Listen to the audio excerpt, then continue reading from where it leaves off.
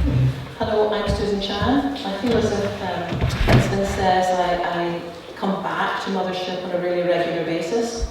I've actually been coming to Sally Ling for the best part of, embarrassing, 15 years. And I first came to Sally Ling because I worked across the 4 main psychiatric hospitals in Glasgow. And at that time, I was reporting back on changes on the Mental Health and Care Treatment Act. So I was totally stressed out of my box. Did a lot of coaching. I was a frontline worker, and there was so much learning just in coming to Sally Ling, in that things were unfolding, very much moment by moment. So when the opportunity for when the MSc came up, I thought, well, why not? Because things just seemed to unfold. And I didn't actually go on with the expectation of completing a master's, but well, hey-ho, that's what I did. So I am a coach, and one of the key things in actually being a coach is just having a conversation with another individual to facilitate their learning and to help them have a deeper connection. And for me, with regards to how does compassion-based mindfulness practice influence the development of a coach, is very significant. Because not only did I find that I was growing as an individual, as a coach, my coachees were actually growing at the same time. So I wasn't really too sure about, the only thing that I was really sure about was that I didn't really want to do a randomized control methodology, and that there would be far more richness in possibly taking another tact in coaching. There'd be another way. Oops, that was really fast forward. Okay, so in my reading, I was aware that Hall suggests that mindful coaching is a very effective way to teach and work with people in helping them to develop, whether it be someone as an individual or whether they be someone in an organisation, a professional. So the effectiveness of mindfulness always stuck with me because it helped me a long way in terms of an individual, just learning mindfulness in terms of their own practice, but also as a professional being present with the person that I was with. And that's very much what Hall says. Chapman Clark has emphasised very much so that there's far more to NBIs than the randomised control methodology, which is very much gold standard, and it comes from a medical model, and most of my reading was not so much from that particular emphasis. But Chapman Clark says we look for diversity, we look for another way, and certainly since I started the Masters, there's been lots and lots of diversity.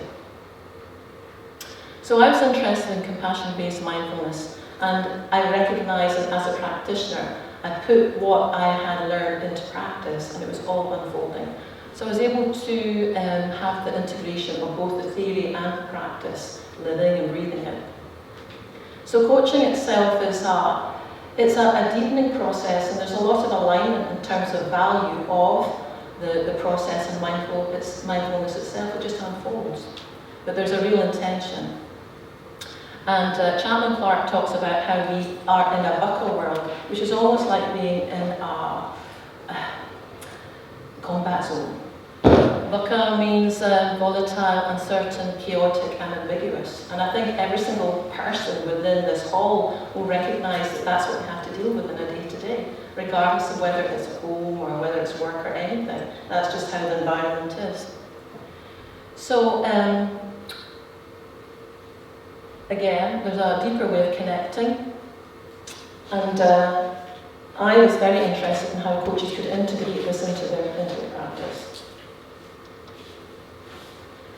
And from a completely different point of view, I'd always been struck by Husserl's phenomenology and hermeneutic approach. And Kellogg says that it's actually very useful to have a kind of methodology which is aligned and in sync with mindfulness, which is rich, deep, and very much investigating the lived-in experience. So that's what I went for. I didn't realise how much work it would involve, though. and I'm still immersed in it. So the methodology is both qualitative and quantitative, and I try to adopt a mindful approach. Again, developing tools as my work was unfolding, and I wouldn't say that it all ran smoothly, but I was able to reflect in the process.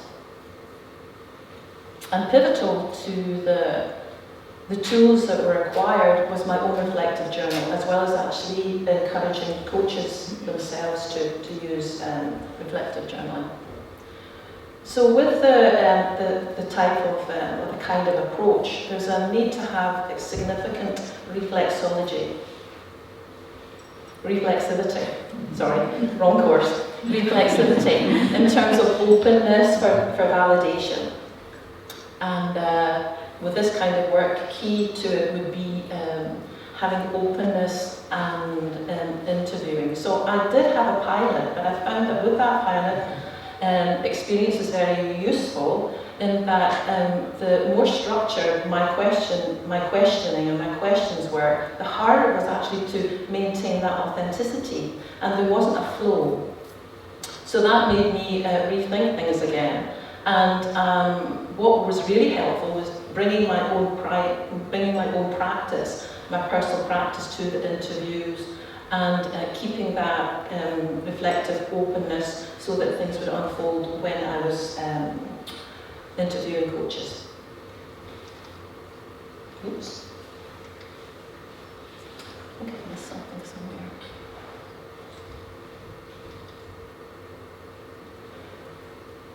So during the time that I was with coaches, and when I was engaged with coaches, I found that even though all the different coaches came from different backgrounds, they had different disciplines, they all had the same lived-in experience in terms of how their mindful compassion practice would influence how they would be on the day-to-day, and that they have the significance of the voice and the messages that there were behind the voice, and that with the voice there's significant empowerment, and that was something that shone through everything, because despite some of them being in organisations and very much influenced by the values of the organisation, they were still able to bring their own experience, their own subjectivity, and close the gap.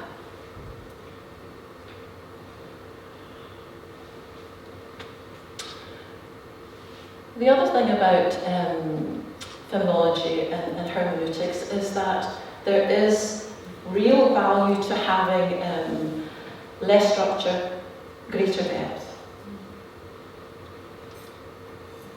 So the findings from my work, with conversations with the coaches across disciplines, and asking them how they were able to grow and develop, was that they found that there was significant meaning, a depth of meaning in how they're able to share their experience and their lived-in experience, that from the interviews there's real richness in their narratives and their stories, and that there are certain key themes that arose from their mindful compassion practice, which were all falling into mindfulness, compassion, insight and wisdom. So from the findings, I reflect that there is specific influence with their mindfulness practice with regards to their compassion, resilience, and their development as time goes on. But I'm also aware that with this particular study, it's just a shot in time. So it encapsulates what there is, what there was for the individuals at that time. So utilising both the quantitative and qualitative methods, that's allowed for a complementary way to work. What I have found and what I've reflected with great depth is that after walking away from this piece of work, there was a lot of unfinished business. And the significance was really encapsulating what there was at that time. So I'd like to go back, and I have done, to continue with other work in a professional doctorate so that I can take more over a longer period of time. Thank you.